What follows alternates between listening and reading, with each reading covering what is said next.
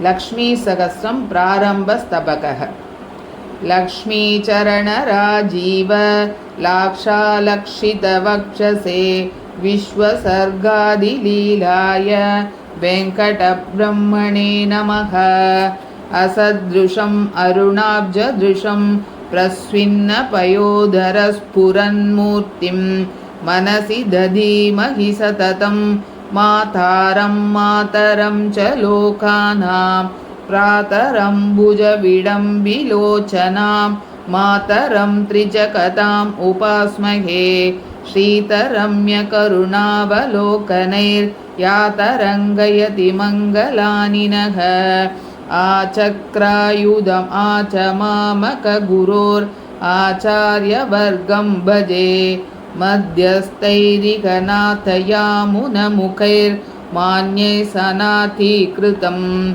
श्रीराम्बोधिसुतापयोधरपयः पुरा इवोदित्वराः यद्वाचां विसराजगन्ति नितराम् उज्जीवयन्ति स्वयं।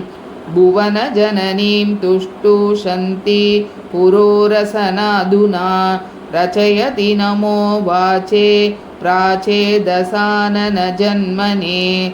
जनकतनया दिव्योदन्तामृतद्रववर्षिणीं जगति कवयः श्राव्यं काव्यं गृह्णन्त्यवलम्प्ययाम्। पराशरमुनीशितुः प्रणतिकर्म कुर्मस्तराम् अहीनगुणशोभितैरमुदसाधनोत्कण्ठिभिः। यदीयकृतिसिन्धुना विमतितेन यत्नाद्भुतैः प्रकाशमिह नीयते परमपुरुषप्रेयसी। दद्यादद्यकुदृष्टिसर्पगरुडः त्रय्यन्तविद्यागुरुः श्रीमान् वेङ्कटनाथदेशिकमणिः श्रेयांसि भूयांसि नः।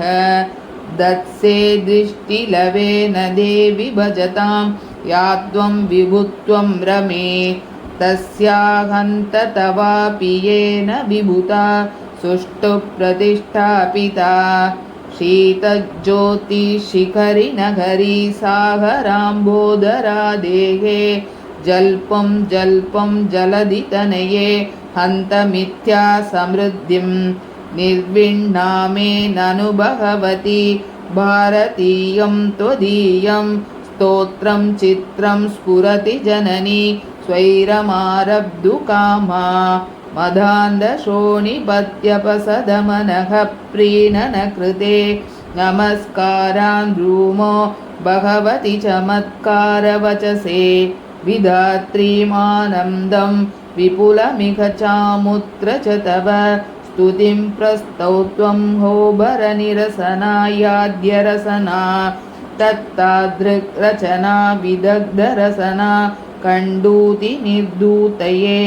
केचिन्नीचविचारगोचरगिरो गृह्णन्ति मिथ्याकृतिं। स्वं वाग्ब्रह्मपुराणजिह्मः शिरः कम्पाबकं पावनी। कर्तुं देवि वयं पुनस्तव कथारम्भाय जृम्भामहे। शय्याशब्दगुणानुशासनचना छन्दोमयं वाहनं। सोदर्यस्तु कलानिधिस्तव रमे सूनुश्च वाणीपतिः। तस्यास्ते पुरतस्तवं मितमतिः प्राज्ञोचितं श्रावयन्। गुञ्जाविक्रयिणः श्रयामि पदवीं माणिक्यपुञ्जापणे। कवीनां प्रत्नानां कबलितसुधास्वादिममदैः अनुचीनैस्तोत्रैः श्रुतिजडिमभाजो जननि ते। अजामित्वायैव स्तवमिमम कूपारतनये वियाताग्रत्नीमो विगसनपदैकैरपि पदैः। विद्वद्भ्यः स्वदमानया यदनया विश्वाम्बनादीयते स्तुत्या ते सुखमन्यचेतसि दृशत्प्रायेण दूये ततः। गान्धर्वीः पुरन्दरादिशिरसामान्दोलयित्री चिरं गीतिः सा बधिरान्न नन्दयति चेत् किं छिन्नमेतावता वक्तुं नैव चतुर्विधा श्रुतिरसाभीष्टेन चाष्टश्रुतिः नो चक्षुश्रुतिरप्यहो तव गुणान् नारायण प्रेयसी स्तोतुं त्वामपितामहं व्यवसितो दूरं हनुमन्मुखैः दुर्लङ्घं जलधिं तरीतु मनसः पङ्गोर्दधे चापलम् गर्वदुर्वसुधापतिस्तुतिपर व्याहारकोपान्धता निर्विन्नाशय एष वेङ्कटकविः पङ्केरुहावासिनी अद्य त्वद्गुणवर्णनामृदरसैः आनन्दितुं जृम्भते सिञ्चापन्नरसावसन्नरसनः पुण्ड्रेक्षुसारैरिव नाहं जाने नवरसगतिर्नात्तमक्षुण्णमन्यैः नालङ्कारान् अपि च न वचो गुम्भगम्भीरिमाणं स्तोतुं मातस्तदपि भवतीं त्यक्तलज्जो यतेऽहं मन्तुं किं तु प्रथितकरुणाक्षन्तुमर्हस्य मुं त्वं चक्षुष्मन्तश्चरणकमले चक्षुषा श्रोत्रवन्तः श्रोत्रे भूमेर्जननि जगतां जन्मवन्तोऽपि न स्मः वक्त्राण्यासन् भगवति न षट् पञ्च चत्वारि वानः तस्मादस्मान्नः स तु जनः स्तोष्यतस्त्वद्गुणौघम् अभूमिस्त्वद्भूमा जननि जरतीनाम् अपि गिराम् असौ कस्मादस्मादृशकृशमणिशोक्तिविषयः अशक्यानाम् और्वाग्निभिरपि निपातुं निधिमपाम् अपारं तं पातुं मशकशिशुकः किं प्रभवति प्रकृष्यन्ताम् अस्मत्परमितरकाले विधिमुखाः वयं मातस्तेव तव नुतिदशायां समधियः निकषोत्कर्षौस्तां निशितु शशि कत्योदमहसोः दिवा को वा भेदो दिनकरकरव्रातजटिले वाग्भिक्कोरकितानि ते रचयतः स्तोत्राणि वाणीपतेः अस्माकं सुमितां स्तुतिं कलयताम् अभ्यम्बतुल्यां फलम् कौबेरीं श्रियमानशे बहुतरैः कश्चित्तभोभिश्चिरात् येनामाशु कुचेलयेव जगृहे दानाप्रदानादपि आसन्दन्यदमा गुणांस्तव बहूनास्वाद्य शक्रादयो गृह्णन्तोऽपि गुणार्णवामृतकणान् मातकृतार्था वयम् आचामन्ति सुधाजरान् सुमनसो द्वित्रां चकोराकणान् ऐनाङ्कान विशेषमार्तिशमनं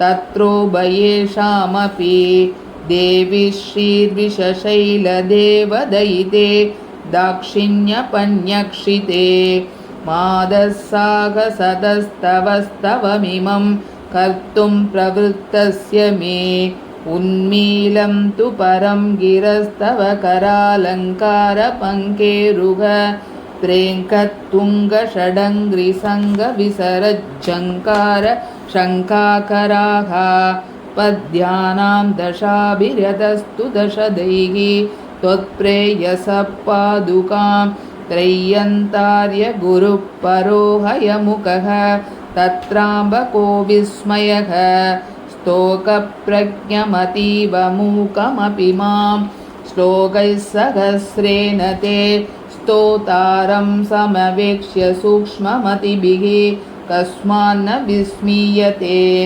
मन्ये सत्स्वपि वाङ्मयेषु विदुषाम् अन्येषु धन्यैर्बुधैः उक्तिर्मे भुवि देवि तावकगुणस्पर्शादुपादीयते भद्रे त्वत्र मनःप्रशस्तचरणद्वन्द्वैकसंसर्गतो भर्गस्वर्गधुनीं बिभर्ति शिरसा भूयस्तु सत्स्वम्बुषु तव स्तोत्रे मन्दा कदिचिदधिचित्रेऽपि कमले न विन्दन्त्यानन्दं यदि तदपि न म्लायति मनः सुजे देवस्रष्टा सकिल विपुलेऽस्मिन् क्षितितले चमत्कारानन्दानुभवचतुरान् द्वित्रिचतुरान् सुचारुमधुवीचिकारसमुचो वचो देवता कुचामृदकचा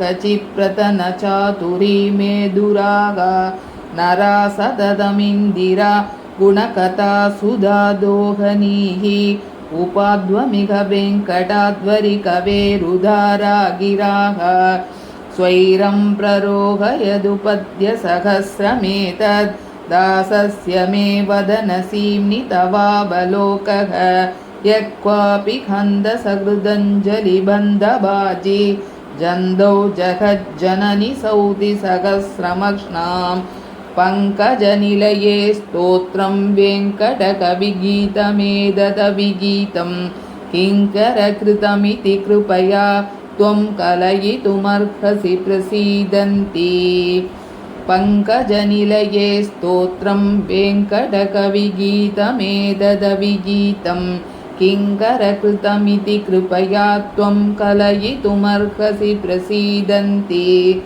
रसिकालिभिरास्वाद्यं रम्यं श्रीकरविलसदलङ्करणं विकसतु सूर्यालोकात् पद्यसहस्रं सहस्रपत्रमिव रसिकालिभिरास्वाद्यं रम्यं श्रीकरविलसदलङ्करणं विकसतु सूर्यालोकात् पद्यसहस्रं सहस्रपत्रमिव इति श्रीमद्वेङ्कटाध्वरिविरचिते श्रीलक्ष्मीसहस्रे प्रारम्भस्तबकः प्रथमः।